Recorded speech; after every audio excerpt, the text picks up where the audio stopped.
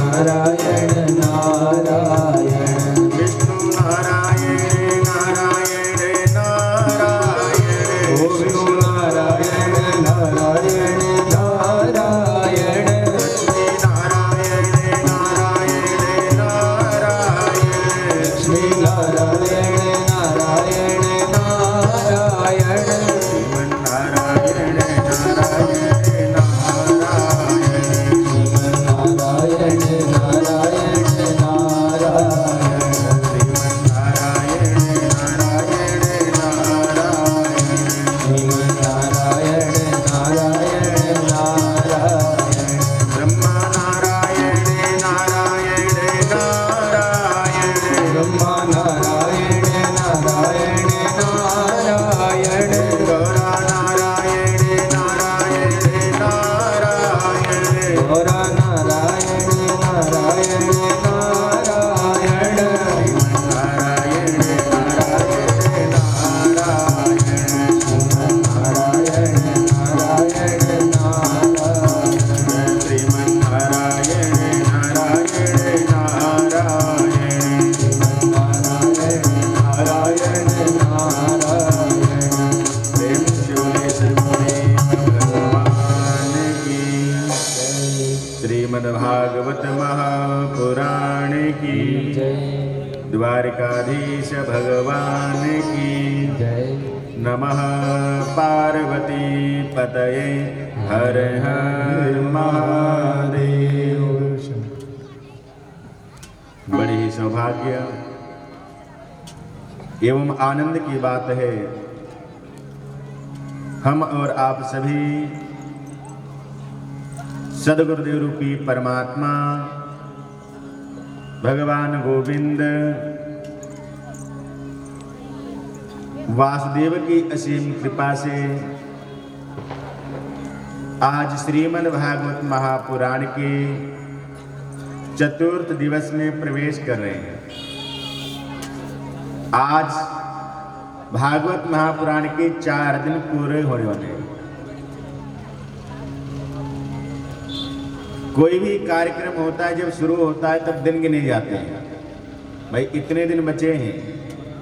हम लोगों ने बड़ी बड़ी देखो तैयारियां की हैं, पंडाल लगाए हुए हैं, लेकिन 4 दिन कब निकल गए कुछ पता नहीं लगा। ये भगवान की असीम कृपा होती है, जब ठाकुर की अनुकंपा होती है तब जाकर के मनुष्य को श्रीमद् भागवत महापुराण कथा सुनने का समय मिलता है। कल हम और आप सभी लोग कथा में श्रवण कर रहे थे, उत्तानपाद के पुत्र ध्रुवजी महाराज जी की कथा को श्रवण कर रहे थे। ध्रुवजी महाराज अपने पिताजी की गोद में बैठे हुए हैं। उनकी सौतेली जो माँ है सुरुचि ने दुत्कार दिया, और इतना ही शौक राजा की गोद में बैठने का है, इतना ही शौक राज सिंहासन पर बैठने को है, तो जाओ जंगल में चले जाओ, जाकर के भगवान की तपस्या करो। जब भगवान प्रसन्न होंगे वरदान मांगना, गोविंद अब मुझे संसार में रहना नहीं है, मुझे अगला जन्म दो, और अगला जन्म मुझे इस संसार में सुरुचि मां के गर्भ से हो। बेटा ध्रुव ने कहा, मां क्या मैं आपका बेटा नहीं हूं? मेरे अंदर यही कमी है, कसूर है, लेकिन मैं राजा की तो संतान हूं ना, मैं अपनी सुनीति मां का पुत्र तो हूं ना, क्या मैं राजा के गोद में बैठने का अधिकारी नहीं हूं? सुरुचि ने डांटते हुए कहा, अरे पुत्र ध्रुव, तू तो दासी का पुत्र है, अरे तुम तो अभागिन के पुत्र हो, तुम्हारी क्या औकात है जो राजा की गद्दी में बैठो, राजा की गोद में बैठो? अरे राजा की गोद में तो मेरा बेटा बैठेगा, उत्तम बैठेगा और कोई नहीं बैठ सकता है। जब इसी प्रकार से डांटा, आज बेचारे ध्रुव जी महाराज उदास होकर के, निराश होकर के रोते हुए आ रहे हैं। कहते जब अपनों से पीड़ा होती है ना,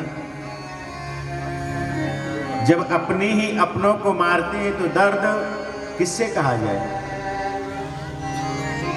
हम अपनी मन की पीड़ा को किसको सुनाएं, कौन सुनने वाला है। जब पिता ठुकरा दे, मां ठुकरा दे, तब कोई भी संसार में सहारा बचता नहीं है। आज ऐसा ही ध्रुव जी के साथ में हुआ है। रो रहे हैं, पूरे गाल आंसू से लथपथ हैं, गीले हैं। अपनी मां के पास में आए और जोर से रोना शुरू कर दिया। मां ने अपने गोद में लेकर के अपनी छाती से लगाते हुए पूछा, बेटा क्या हुआ? किसी ने मारा है? किसी ने डांटा है? क्या बात हो गई है? आप क्यों रो रहे हो? लेकिन ध्रुव जी महाराज इतने अंदर से दुखी हैं, परेशान हैं कि बोलना तो चाहते हैं, बताना तो चाहते हैं, लेकिन मुख से शब्द नहीं निकल रहे, गले से शब्द आ नहीं रहा है। बच्चे मन के सच्चे होते हैं। बच्चों ने कहा, मां आज ध्रुव जी की जो सौतेली मां है, जिनका नाम सुरुचि है, उन्होंने डांटा है, फटकारा है, इन्हें राजा अपने पिता की गोद में बैठने नहीं दिया, और यही नहीं आपका भी अपमान किया है। ध्रुव जी को कहा रे तुम तो अभागिन के बेटे हो, आप तो एक दासी के बेटे हो, आप राज गद्दी के ऊपर, राज सिंहासन के ऊपर पिता की गोद में बैठने के अधिकारी नहीं हो। मां ने अपने बेटे की गालों में आंसुओं को पोंछते हुए कहा, बेटा तू रो क्यों रहा है? अरे तेरी मां ने डांटा है ना, किसी अरे गहरे नथु गेड़ी ने तो नहीं डांटा ना, कोई राहगीर चलते हुए ने तो आपको नहीं डांटा ना। अरे जो सौतेली मां होती है उसे तो अपनी मां से भी ज्यादा अधिकार होता है डांटने का, और यही नहीं वो मार भी सकती है। महाराज ध्रुव जी ने कहा, मां वो डांटती अच्छी बात है, मारती अच्छी बात है, मुझे जो कहना था कह लेती, लेकिन उसने आपका भी अपमान किया है। मां ने पूछा, बेटा मेरे लिए क्या कहा? कहते आपको दासी बताया है कि आप दासी के बेटे हो। मां हंसने लगी, बेटा मैं कब कहती हूं मैं इस राजगद्दी की राजा की रानी हूं? मैं स्वयं दासी हूं, और मैं इस संसार में दासी ही जीवन भर रहूंगी। इस कारण तू रो मत, चुप हो जा।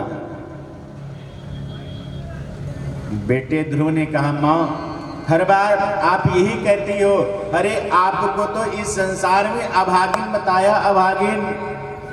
मां ने कहा, बेटा मैं कब अपने आप को सौभाग्यशालिनी मानती हूँ? मैं स्वयं अपने आप को अभागिन मानती हूँ। अरे सौभाग्यशाली तो वो होता है जिसके ऊपर भगवान की कृपा हो जाए। अरे मुझे अभी तक कहाँ भगवान मिले हैं? तो ध्रुव ने पूछा, मां ये भगवान कहाँ रहते हैं? बेटा भगवान कण कण में रहते हैं, ऐसा कोई स्थान नहीं है, ऐसी कोई जगह नहीं है जहां पर भगवान ना हो। मां मैंने भगवान से मिलना है। बेटा जब भगवान मिलेंगे ना तो आप भगवान की ही गोद में बैठना। इस राजा की गद्दी में क्या बैठना है? राज सिंहासन के ऊपर क्या बैठना है?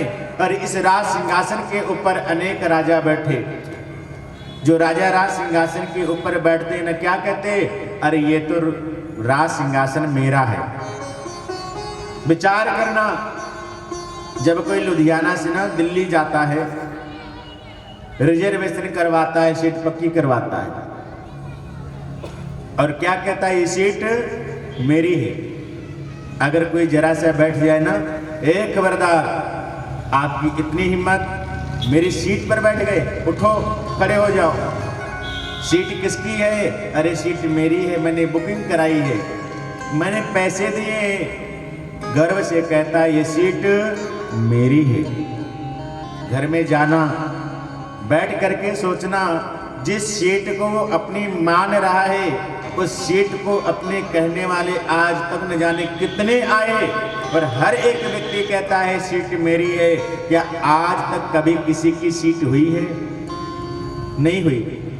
हर व्यक्ति आता है, थोड़ी देर लड़ाई करता है, झगड़ा करता है, अपने मन को खुशी दे देता है सीट मेरी है, परंतु सीट वो किसी की नहीं हुई आज तक। ऐसे ही घर है, मिट्टी की दीवालों को हम जिस घर में रहते हैं, मिट्टी चुन चुन महल बनाया, लोग कहें घर मेरा है, ना घर तेरा ना घर मेरा, चिड़िया रैन बसेरा है। इस संसार में जिस भूमि को, जिस प्लाट को, जिस घर को हम कहते हैं मेरा है ना, इस पृथ्वी के ऊपर एक नहीं अनेक राजा महाराजा हुए, हम तो थोड़े से छोटे से प्लाट के भूमंडल को हम अपना कहते हैं। राजा लोग तो पूरी पूरी पृथ्वी के ऊपर शासन किया, और क्या कहा? मैं यहाँ का राजा हूँ, ये पृथ्वी, ये भूमि मेरी है। लेकिन अनेक राजा हुए, अनेक चले गए। हमारे भी दादा परदादा हुए, उन्होंने भी यही कहा संसार मेरा है, लेकिन आज तक कभी किसी का संसार नहीं हुआ। इस कारण मनुष्य को ध्यान पूर्वक परम पिता परमेश्वर की आराधना और साधना करनी चाहिए। जो श्रीमद् भागवत महापुराण है, इसके माध्यम के द्वारा भगवान को दिव्य ज्ञान की प्राप्ति होती है। और जो भागवत के आज के जो जजमान है ना, जजमान सबको बनना चाहिए। जो बच जाएंगे ना, खाली रह जाएंगे, अंतिम दिन बन जाना, सब बन जाना। क्योंकि जो श्रीमद् भागवत महापुराण है, कथा है, ये सबकी होती है। कोई भी भगवान का नाम लेने के लिए जजमान बन सकते हैं। यहाँ पर विराजमान हैं, बैठे हुए हैं, श्री विमल जौहरी जी हैं, श्री राजन मिश्रा जी हैं, और जो मुझे लेकर के आते हैं ना रोज यहाँ पर मंच पर कथा सुनाने के लिए, श्री अजय तिवारी जी, वो भी विराजमान हैं, यहाँ पर बैठे होंगे। किसी से भी आप बात कर लेना, भगवान की पूजा अर्चना वंदना करनी चाहिए। जो आज के हमारे जजमान हैं, ये मालती देवी जी एवं श्री राजेश कुमार जी हैं। मैं निवेदन करता हूँ, व्यास मंच पर आए, श्रीमद् भागवत महापुराण का पूजन करें। उसके बाद में जैसी भगवान की इच्छा सिखाना, हम कथा सुनते हैं और सुनाते हैं। राजा राम राम राम, सीता राम राम राम, राजा राम राम राम, सीता राम राम राम, राजा राम राम राम, सीता राम